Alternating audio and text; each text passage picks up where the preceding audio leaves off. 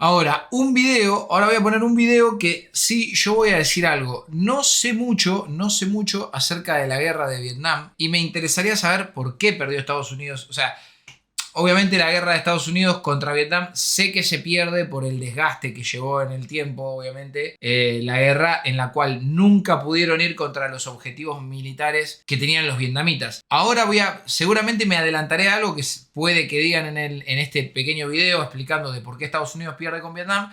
Pero imagínense que los vietnamitas se iban moviendo por la isla y lo que los estadounidenses tomaban como posición militar una vez que ganaban una batalla, ese lugar terminaba siendo obsoleto y tenían que ir a otro lugar, se volvía otro objetivo, lo tomaban, ya no servía y los vietnamitas se atrincheraban abajo de la tierra en otro lugar y así fue sistemáticamente toda la guerra de Vietnam. Pero me gustaría aprender algo más, así que vamos a ver este video.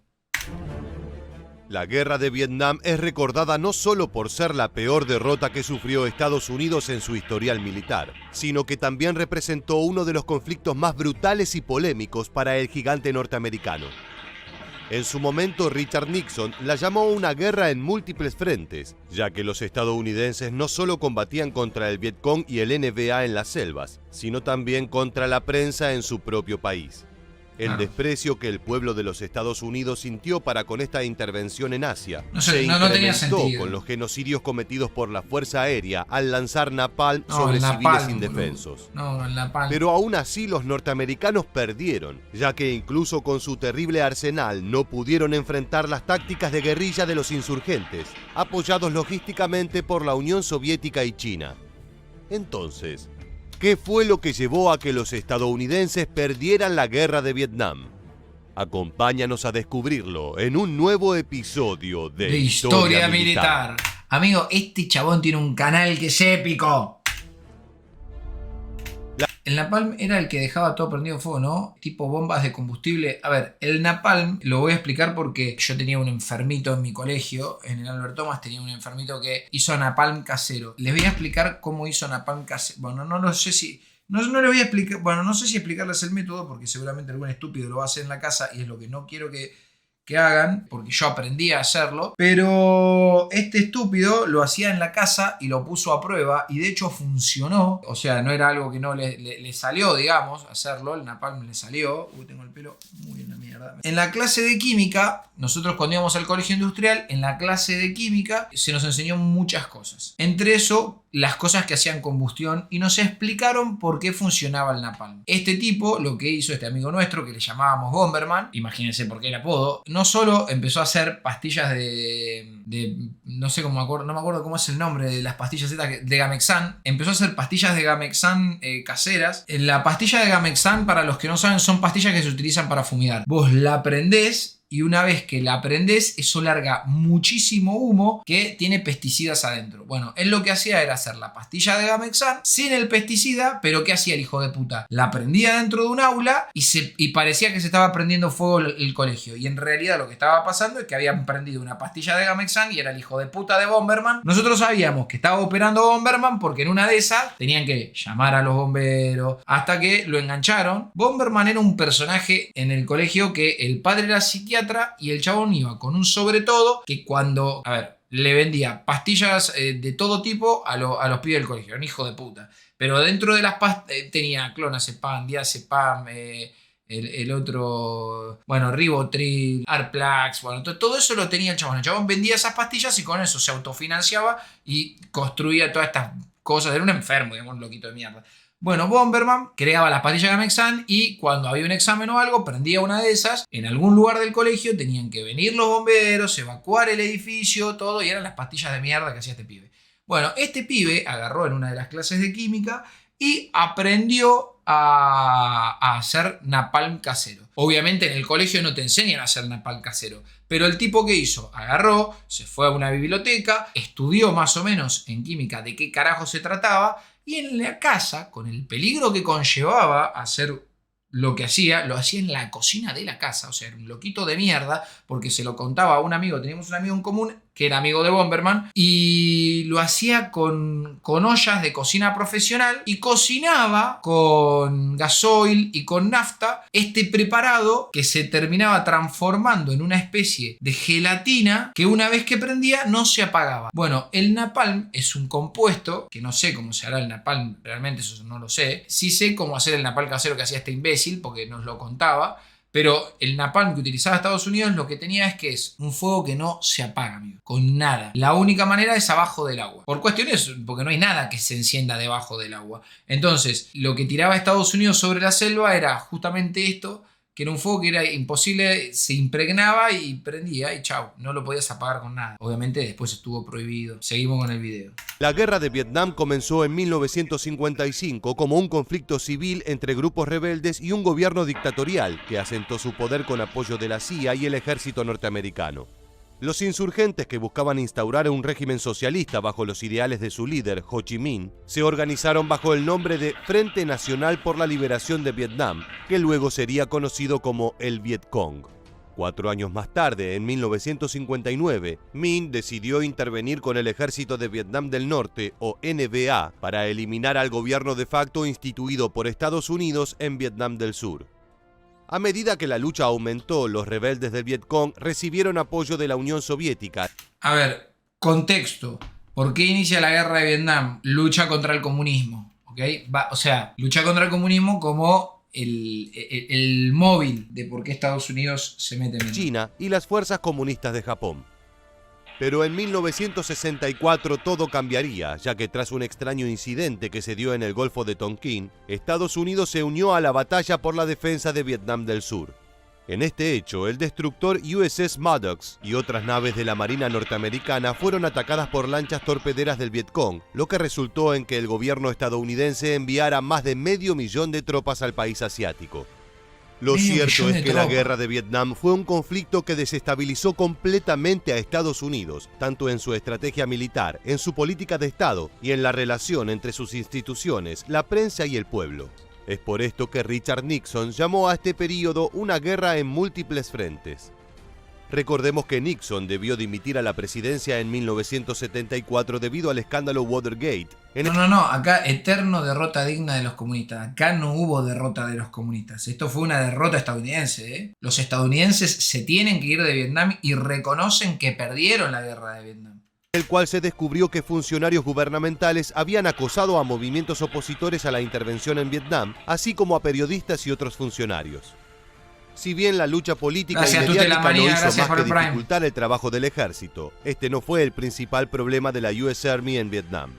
La realidad es que los norteamericanos no están... El fósforo blanco incluso también está prohibido y se denuncia, escuchen esto, se denuncia de que el fósforo blanco está siendo utilizado en Ucrania. Obviamente esto es la típica de, lo dicen los medios rusos, lo dicen los ucranianos dicen que están usando fósforo blanco, los rusos dicen que no. Estaban preparados para las tácticas de guerrilla que utilizaron los rebeldes del Vietcong, y mucho menos los mejores entrenados combatientes del NVA. Las junglas eran el hogar de los insurgentes, algo que los estadounidenses tardaron demasiado tiempo en comprender. Pese a que intentaron quemarlas con napalm y lanzallamas, los vietnamitas se movían como fantasmas entre la hiedra y los sorprendían con fuego de ametralladora o trampas sucias.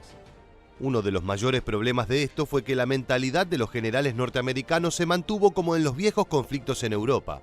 Su métrica fueron los números de muertos. Si observamos estas cifras, Estados Unidos fue durante toda la guerra un claro vencedor. Los norteamericanos perdieron unos 58.000 soldados, mientras que los rebeldes vietnamitas sufrieron más de 1 millón de bajas.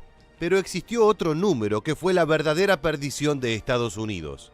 Las bajas civiles entre Vietnam del Sur y del Norte ascendió a más de 2 millones. Los daños colaterales de esta guerra fueron realmente estremecedores, y no se trataron de errores menores, sino que formaron parte de una brutal táctica norteamericana. Debido a que sus enemigos eran insurgentes esquivos, en la mayoría de los casos vestidos de civiles, los estadounidenses consideraron a cualquier ciudadano un potencial peligro, y las masacres se dieron de a montones. Esto no hizo más que incentivar a las milicias guerrilleras. Cientos de miles de civiles vietnamitas se unieron a la resistencia no por motivos ideológicos, sino porque temían que la próxima villa rociada con napalm fuera la suya. El odio hacia las prácticas poco éticas de Estados Unidos incrementó exponencialmente el número de combatientes del Vietcong y del NBA, además del apoyo logístico en zonas neutrales para trasladar sus suministros. La brutalidad norteamericana terminó siendo la mejor propaganda vietnamita. Claro. En los enfrentamientos convencionales, el ejército de los Estados Unidos se mostraba ampliamente superior y, de hecho, ganó todas las batallas que se dieron de esta forma. Pero las emboscadas en la jungla o en los puestos de comando superaron la táctica norteamericana. Un ejemplo cabal de esto, que terminó definiendo la guerra, fue la ofensiva del TET. Momo, ¿el peronismo es comunista? No, amigo. De hecho, de las peores cosas que hizo el peronismo fue la AAA, que fue el último periodo de Perón, en el cual estaba esta Alianza Argentina Anticomunista, que se perseguía al comunismo. De hecho, el peronismo siempre fue anticomunista, lo cual...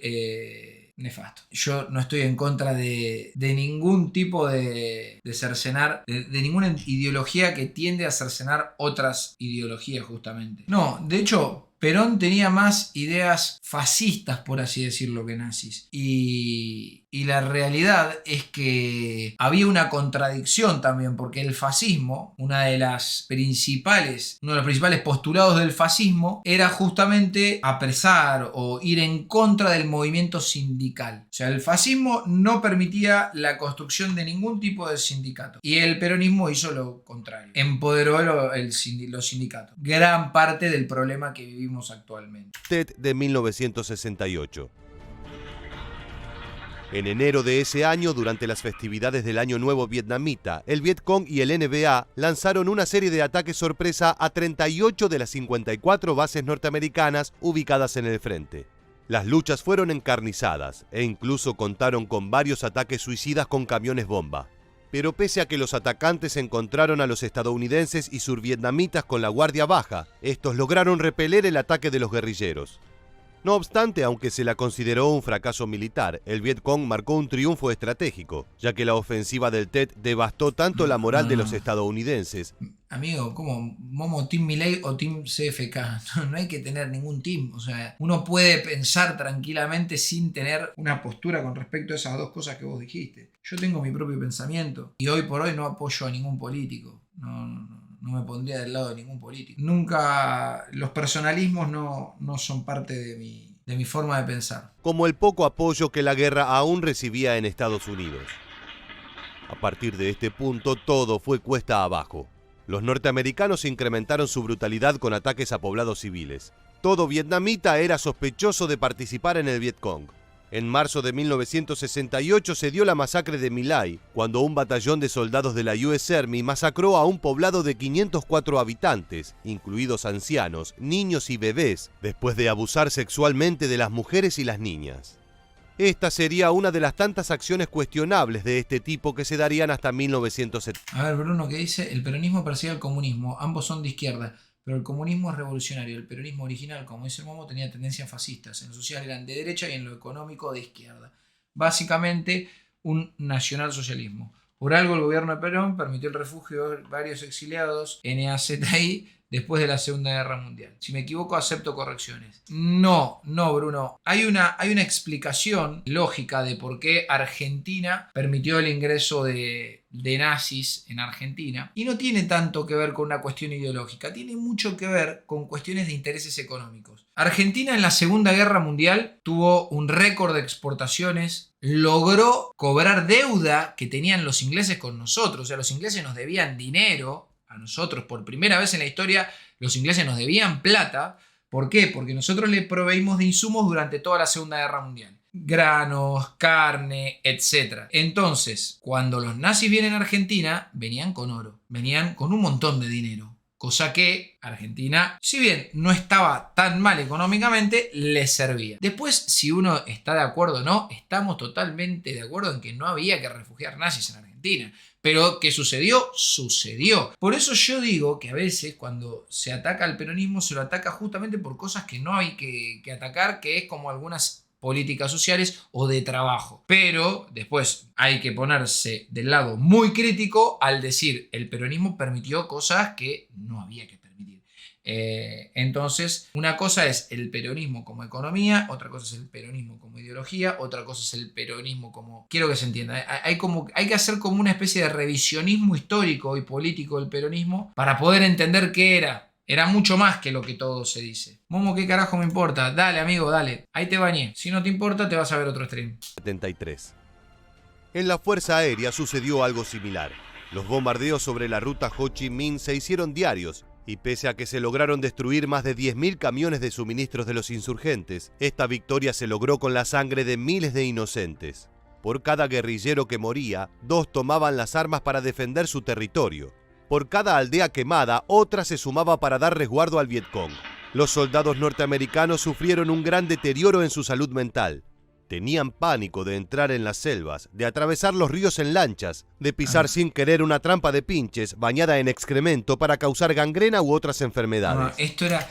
Los vietnamitas llevaron a cabo una guerra psicológica terrible, porque es cierto, si vamos a los números como cuenta el canal de Historia Militar, las batallas las ganó casi todas Estados Unidos. Y uno dice, bueno, si vos ganás todas las batallas, ganás la guerra. Y no es así. Y por eso Inglaterra estuvo a nada de perder en Malvinas, porque parecía que nos estaban masacrando, pero ellos no estaban pudiendo aguantar la guerra de Malvinas, porque era durísimo traer insumos a Malvinas. Por eso tuvieron que tener apoyo de Pinochet, porque tampoco hubieran podido lograr lo que lograron si no era por el apoyo de los satélites chilenos. Que cabe aclarar, yo no tengo nada en contra de Chile, sino que tengo algo en contra de Pinochet. Entonces, a veces las guerras, amigos, no se ganan por ganar batallas. El tema es tomar posesión, o no solo posición, sino posesión de los puntos militares estratégicos. Cosa que los estadounidenses no estaban logrando. A pesar de matar millones de personas, los tipos no podían tomar un lugar y decir, tenemos un punto estratégico ganado. Porque ya no era un punto estratégico ganado, porque era una selva. Y en la selva, ¿qué mierda te importa tener una montaña que después no te sirve de nada? Entonces tenían que volver a montar campamentos en otros lugares y no servía de nada. La prensa y el pueblo repudiaban completamente el accionar del ejército, así como el ingreso a Camboya y Laos, que consideraron injustificado. Finalmente, en 1973, Estados Unidos decidió retirarse de la guerra. Los costos económicos eran extremadamente altos y, aún peor, todos los esfuerzos parecían no tener ningún tipo de efecto en sus enemigos. Los muertos se apilaban, ya fueran combatientes o civiles, y todos los días aparecían nuevas... No, amigos, los chilenos no nos dejaron tirados. Los chilenos estaban gobernados por un dictador. Había un montón de gente de Chile que no estaba de acuerdo con la guerra de Malvinas. Y después, sí, hay fotos de 20 chilenos pelotudos con una bandera inglesa festejando que perdimos las Malvinas. Son 20, boludo. Los chilenos son millones. Yo estoy seguro que el 80% de los chilenos no están de acuerdo, o 90% no estaban de acuerdo con lo que estaba pasando en Malvinas. Pero ¿qué pasa? Cuando vos tenés un gobierno... Es como lo que está pasando en Rusia y Ucrania. Creer que el 90% de los rusos están de acuerdo con que se invada Ucrania es una ignorancia terrible. Pero cuando a vos hay un gobierno que suprime la libertad de expresión, no importa lo que diga la gente, porque la gente no es la que toma decisiones militares. Y vos te vas a Rusia y haces una marcha en contra de la guerra contra Ucrania y te vas en cana. ¿Entienden? Células guerrilleras dispuestas a expulsar a los invasores. ¿Vos te pondrías una camiseta de Inglaterra? No. La rendición de Estados Unidos dio al Vietcong y al NBA el impulso moral necesario para que 2 años más tarde los tanques norvietnamitas marcharan sobre la región del sur y obtuvieran una victoria tras 20 años de conflicto. Casi 4 millones de vietnamitas murieron durante la guerra de Vietnam, además de 58.000 soldados norteamericanos. Junto con todas estas víctimas, el terrible sufrimiento de los más de 300.000 heridos que regresaron a Estados Unidos, además del golpe político que significó para Nixon, hicieron de la operación en el sur de Asia uno de los eventos más cuestionados y macabros de la historia militar de Norteamérica. Vamos a explicar cómo cambiaste de opinión política. Muchas gracias por acompañarnos. Termina el video.